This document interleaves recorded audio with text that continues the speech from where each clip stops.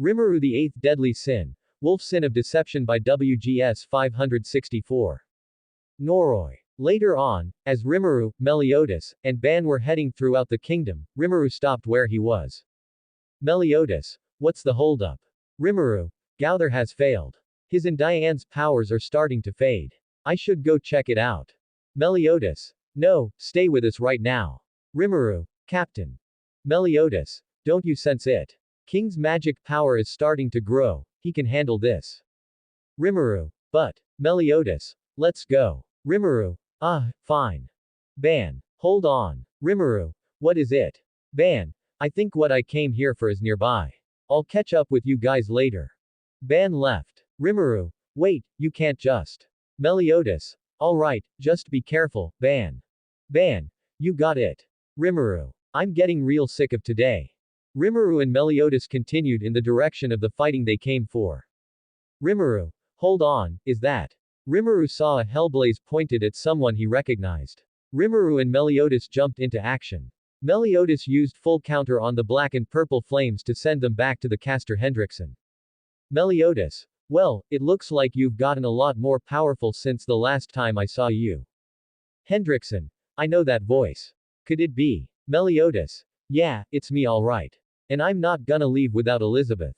Rimuru stood in front of the familiar swordsman, originally battling him. Rimuru. I thought I told you not to fool around against an unfamiliar opponent, Arthur. Arthur. Sorry, Sensei Rimuru, this is embarrassing. I didn't expect you to be here as well. Rimuru. You mean she didn't tell you? If she brought you here, it's Bekkasu she had to have known it would align with our arrival. Either way, it's good to see you again, now hold still. Rimuru said as he healed Arthur's wounds. Rimuru. Nothing too serious, but better safe than sorry. Arthur. Thank you, and is that? Rimuru. Yeah, my captain, Meliodas. Meliodas. You know this guy. Rimuru. Sure, in the time I spent in Camelot, I found time to teach him the sword a bit, but not enough time to teach him anything major, sadly. Arthur. Sensei Rimuru is the best teacher I've ever had. I'm forever grateful for his lessons. Meliodas. Wow, you even got him calling you sensei and everything. You must really like that, huh? Rimuru. Shut up. Hendrickson. It's been a long time, hasn't it, captain and vice captain of the Eight Deadly Sins? Rimuru. To think a member of the Druids who held great respect for me would be involved, how far you've fallen. Meliodas. Where are you keeping Elizabeth? Give her back to me. Rimuru. You make it sound like she's an object or property. Regardless, you should let her go now. Hendrickson. I'm afraid that's not possible. Rimuru. You of all people should know not to challenge me. A tense silence settled between the three of them, thick with unspoken challenge. Then, without warning, Meliodas lunged forward, his knee rocketing toward Hendrickson's face. But Hendrickson was ready. His hand snapped up, catching the strike in midair with startling precision. Meliodas didn't hesitate. In one fluid motion, he twisted and slashed with his sword, the blade cutting through the air in a deadly arc. Hendrickson leaned back just enough to evade it, the edge grazing past with a hiss. Meliodas stepped back, eyes narrowed, but Rimuru was already moving. A blinding burst of light erupted from his palm, slamming into Hendrickson with concussive force and driving him back across the battlefield. Rimuru. Surely you're not cocky enough to believe you can beat us both by yourself. Hendrickson. Seems even without the source of your red eye, holding your hand, you still can infer much. Rimuru's eyes narrowed into a sharp glare at the remark, his aura flaring with restrained fury. In a flash, his body tensed, and then he struck. With a burst of speed, Rimuru drove his sword toward Hendrickson in a vicious thrust. Hendrickson barely raised his blade in time, steel crashing against steel with a resonant clang. The force behind Rimuru's blow was overwhelming, and though Hendrickson blocked the strike, he was forced back a step, his heels scraping against the ground as the pressure bore down on him. Rimuru. Didn't the other druids ever teach you to watch what you say about that around me? Hendrickson smirked as he gained more solid footing as their swords clashed. Hendrickson. What was that you said to Meliodas about calling a woman an object or property? Rimuru's aura flared violently, surging higher like a storm barely held in check. But before the pressure could explode, a sudden blur cut through thunderclouds above, lightning trailing in its wake. Gilthunder struck like a bolt from the heavens, crashing down on Meliodas with unrelenting force.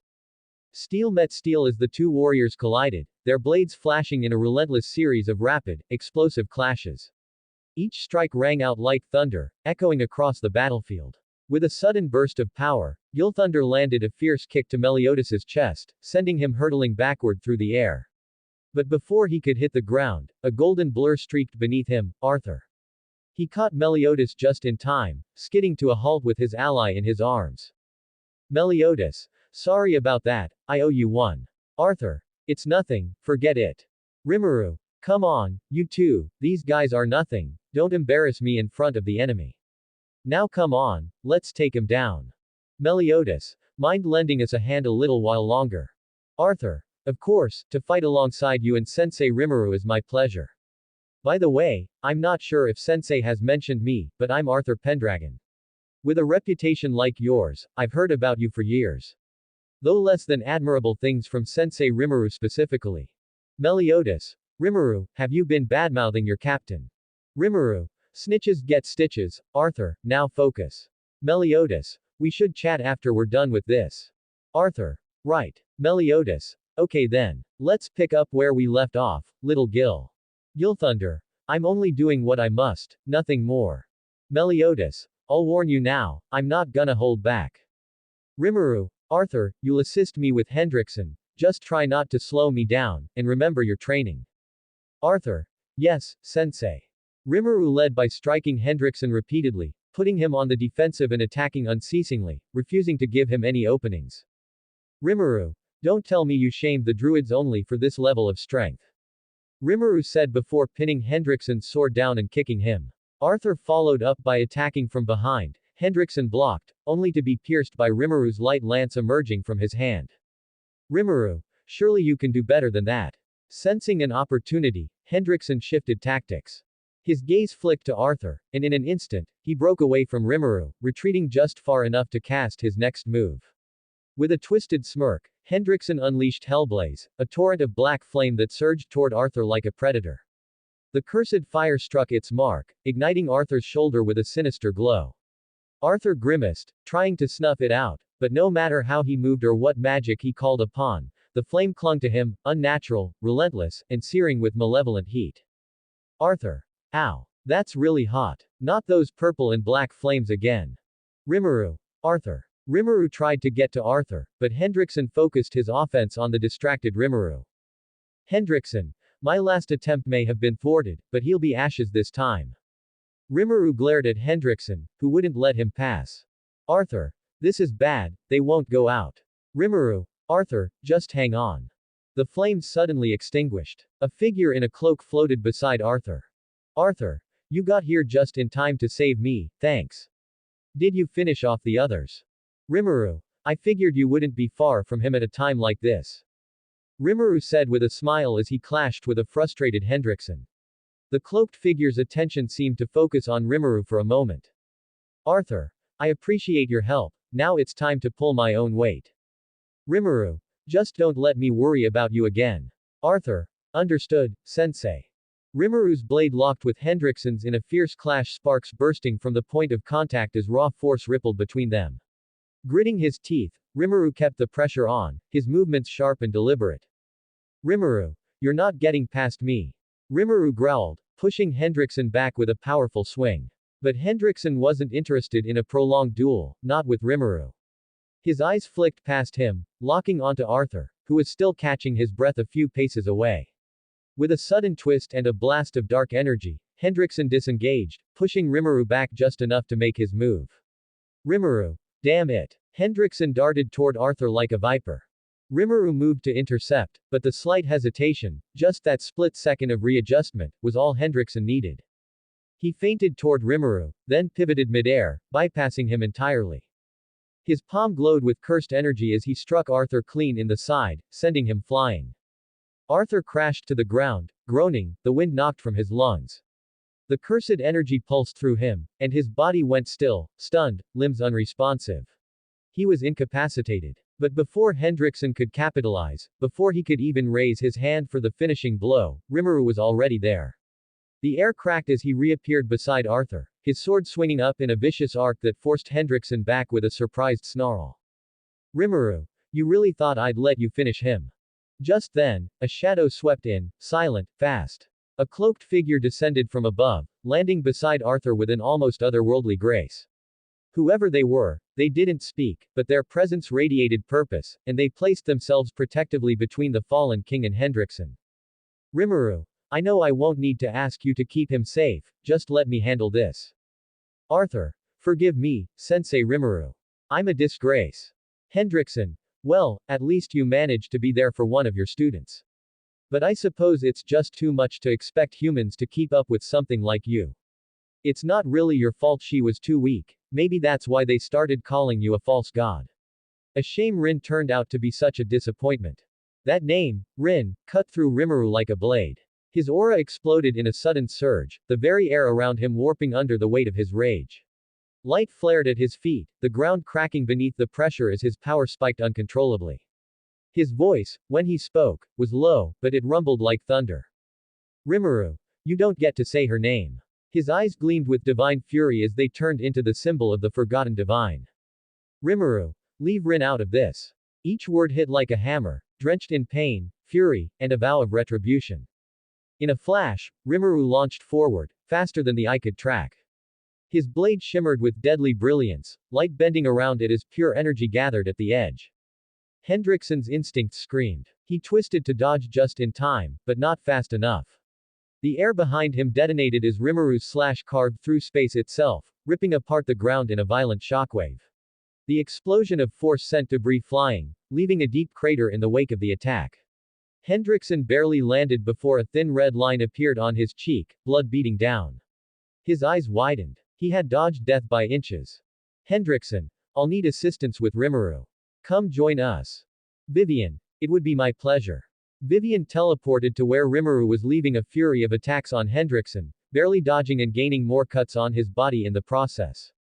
Vivian. Freeze coffin. Vivian's spell struck true, ice surged up from the ground, encasing Rimuru in a jagged prison of frost.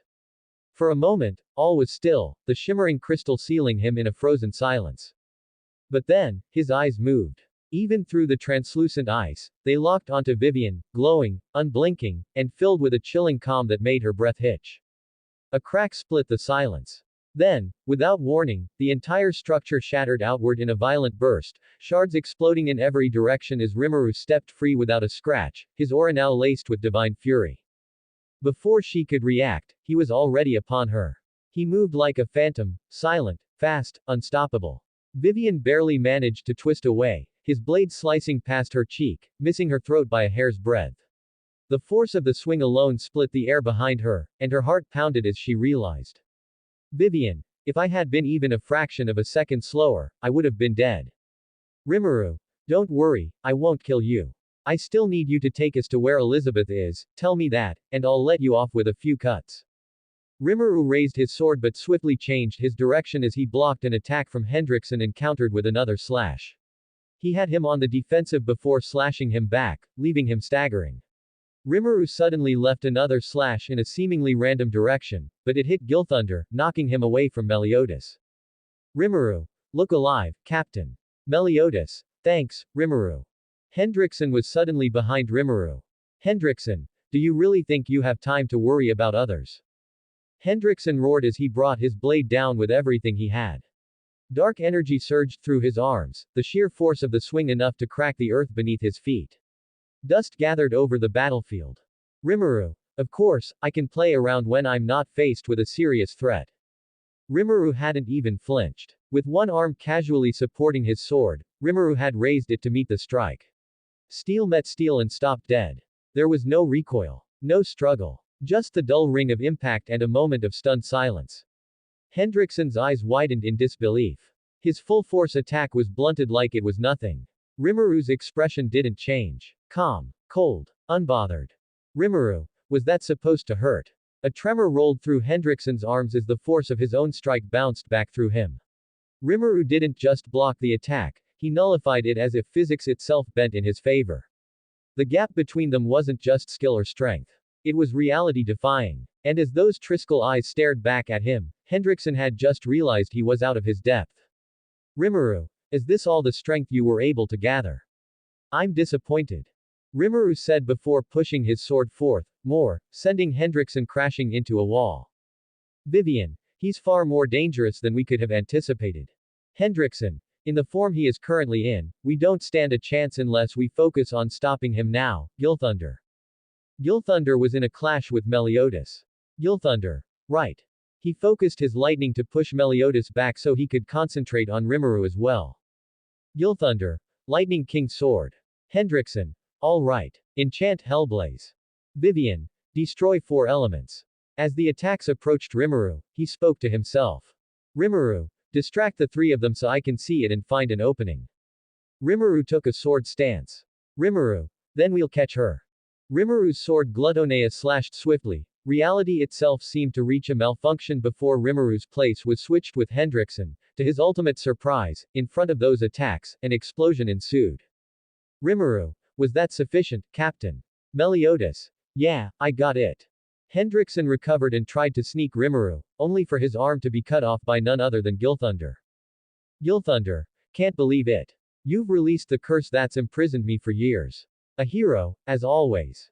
Meliodas smiled at Gilthunder. Rimuru looked over to see Princess Margaret being lowered telekinetically by that mysterious figure in the cloak and caught by Arthur. Hendrickson. Gilthunder. You would betray your own. Gilthunder. I haven't betrayed anyone. After all, from the very beginning, I was never one of you. Vivian. Gil. Hendrickson. You bastard. Hendrickson's remaining hand was infused with Hellblaze to strike Gilthunder, but he easily dodged. Gilthunder. Meliodas, Rimuru, please allow me to handle the rest. I can finally take revenge on my father's murder. You don't know how long I've waited for this.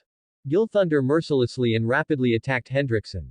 Gilthunder. Now accept every ounce of my rage. Gilthunder pierced Hendrickson through and shot forth an extreme and devastating amount of lightning. Rimuru. It's been a while since you've reached out to me with thought communication, but springing this on me out of the blue, you're the worst sometimes, Captain. Meliodas. Well, I knew you couldn't resist helping out. You deny it, but you'd love to help out, you're such a softie at heart. Rimuru. Eat shit. Meliodas looked at Arthur. Meliodas. Gotta say, you're a lifesaver too. Thanks a lot. Arthur. Well, actually, it was thanks to her. Arthur said as he pointed to the cloaked figure beside him. Rimuru. Oh, right, you didn't hear the part where she offered to help, Captain. Vivian. How? When did you realize this? Meliodas. Oh, about little Gil. Back when we met up in the Forest of White Dreams. Vivian. What was that? Meliodas. Honestly, the minute I heard the magic words, I taught him all those years ago, I knew his every move was being watched, and that someone really important to him had been taken hostage. Rimuru. That long, and you only thought to mention it to me now. Vivian. You knew it all from the beginning, that's a lie. You were fighting with everything you've got. Meliodas. Well, little Gil was putting his life on the line for the woman that he loves. So, putting my own life on the line, too, was just me being a good buddy. Vivian. Impossible. It can't end like this. I won't allow it. With Vivian's magic, everyone was suddenly in a desert. Arthur. Look at this. Meliodas. Guys, where are we? They were suddenly in a forest. Rimuru. No clue. Then they were in a land of snow. The scenery kept changing. Vivian. Which world would you like to die in? Suddenly, Vivian's staff transformed into a giant carnivorous snake. It was about to eat her when it all froze. They were suddenly back in Lyons, where they started. The figure in a cloak flew up to face Vivian while revealing herself to be responsible. Vivian. You pathetic excuse for a mage. A purple tornado surrounded the cloaked figure. You're always losing your head and getting into a rage. Thought I told you to kick that habit, Vivian, my apprentice. Vivian then noticed a tattoo on the mage. Vivian. That boar symbol on your neck. The scarlet boar. You're. Meliodas. Looks like Rimuru was right, though it makes sense he'd know. Rimuru. Give it a rest, Captain. Still, it's good to see you again. The 8 deadly sins. Sin of gluttony, the boar sin, Merlin. Later, Merlin held Vivian in the air, telekinetically torturing her. Merlin. Vivian, tell me where Princess Elizabeth is. Vivian. She's in the king's room. Merlin. There you go. She dropped her like a discarded candy wrapper. Vivian scurried off like a frightened rodent. Arthur. Hey, she's running off, shouldn't we? Meliodas. Forget her. For right now, we need to focus on rescuing Elizabeth. Rimuru. I don't think it's a good idea to let such a troublesome mage roam free, but your call, she is why we came here after all. Let's just hurry up, get her, and wrap this day up already. Merlin. I'd hate to see you oh so sad, Vice Captain, so let's get a move on. Rimuru. No need to tease me, Merlin. Merlin teleported them all in front of a door. Meliodas. Where are we? Margaret. We're in front of my father's room. Merlin. I tried teleporting us inside, but got deflected. The handiwork of my disgraceful ex-disciple. Meliodas. All right. Take a few steps back, guys. Merlin. Wait, hang on a second, Captain. Even with your powers, you couldn't breach this barrier. It's the perfect cube. A spell from the demon world that can deflect any kind of power, regardless of its magnitude. Gilthunder touched the door with lightning, only for it to be reflected. Meanwhile, Vivian was smugly gloating to herself. Vivian. That's right. Even if you were to launch an all-out assault, it wouldn't sustain a crack. Better luck next time. Eat your hearts out. Vivian laughed to herself. Rimuru. We don't have time for this.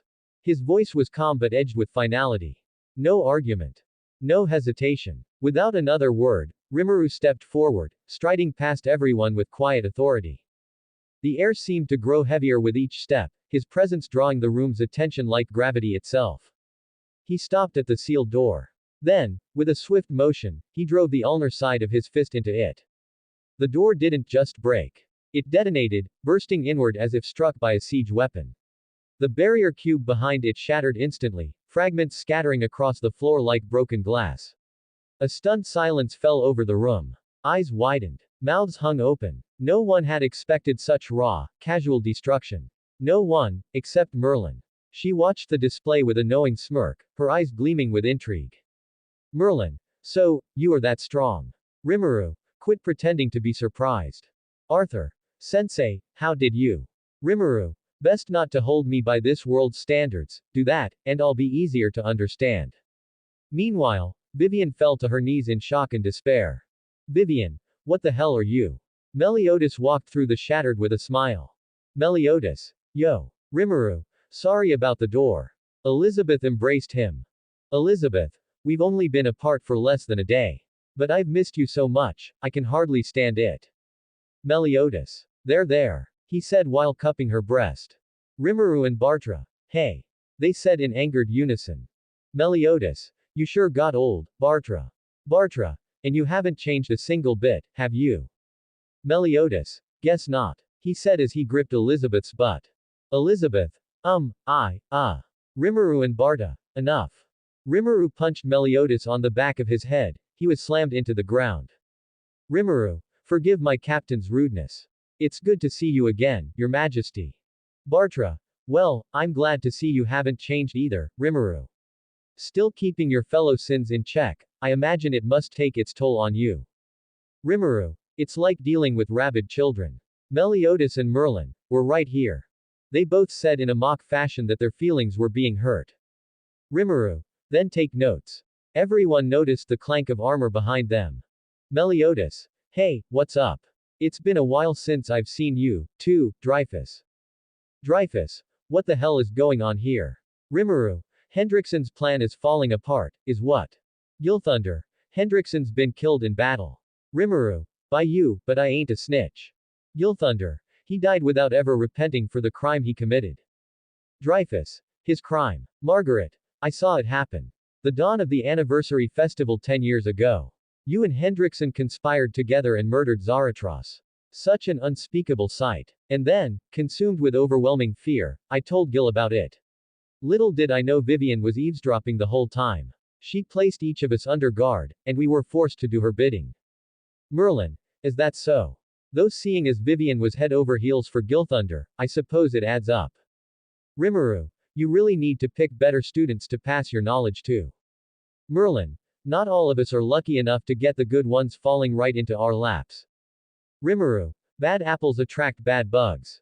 Gilthunder. But thanks to all your efforts, that curse has finally been lifted. Dreyfus fell to his knees and put his sword in front of him. Dreyfus. I've lost everything. Just as they told you, I conspired with Hendrickson and murdered Grandmaster Zaratros. At first, I only envied my brother.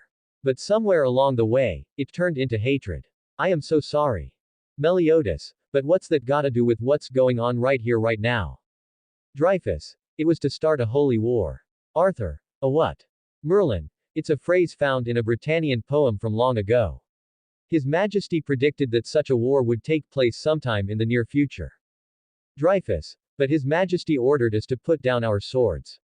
I was planning to use the war to lay to rest the events that had transpired 10 years ago. By annihilating the 8 deadly sins as our mortal enemies, no one alive would know the truth behind that incident. Rimuru, that plan sounds optimistic at best, given who you'd be up against. Dreyfus, Hendrickson had other plans. After committing that terrible crime, Hendrickson wasn't the same. But never did I suspect that he was mad enough to plot the demon clan's resurrection. How did it come to this? All I ever wanted was to be a father that my son could be proud of. Elizabeth, Griamore is alive. Dreyfus was surprised by this news. He was told his son, Griamore, had died in battle alongside Princess Veronica. Elizabeth, he was told to go into hiding and guard my sister Veronica in her recovery. He still is, I'm certain. If it weren't for Sir Rimuru, she could have lost her life. Margaret, Veronica is alive. Baratras, a miracle, thank you, Rimuru. Rimuru, it was no problem at all. Elizabeth asked, so I was happy too. Elizabeth, words can't express how grateful I am, Sir Rimuru. Thank you. Rimuru turned a bit red. Rimuru, it's fine. Meliodas and Merlin, Sunere. Rimuru, shut up. Dreyfus started crying, overwhelmed at the thought that his son was alive. Bartra got up, but he was still unwell. Margaret and Elizabeth supported him. Bartra. Dreyfus. Dreyfus. Sire. Bartra. In light of this severe transgression, I'm relieving you of your post as Holy Knight Grand Master. You shall await your sentence in the dungeon. Dreyfus. Yes, sire. Gilthunder put handcuffs on Dreyfus. Gilthunder. I'll take him down there myself. Batra nodded before coughing up blood. Elizabeth and Margaret. Father. Rimuru. Merlin, help me take a look. I get the feeling this isn't normal. Merlin. Right. Merlin placed her hand over Batra, along with Rimuru.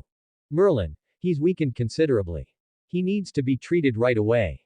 Rimuru. Something like this would take me a while, and I'd need concentration. Elizabeth. Sir Rimuru, Lady Merlin, please do whatever you can for my father. Margaret. Please save him, I beg of you. Merlin. You have my word that I'll do my best. But His Majesty won't be able to rest easily here. If it's all right with you, I'd like to treat him in Camelot. Bartra. There is no need for you to fear, my darlings.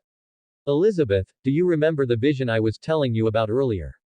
Elizabeth. Vision. A crimson boar, she said in realization as she looked at Merlin's tattoo on her neck.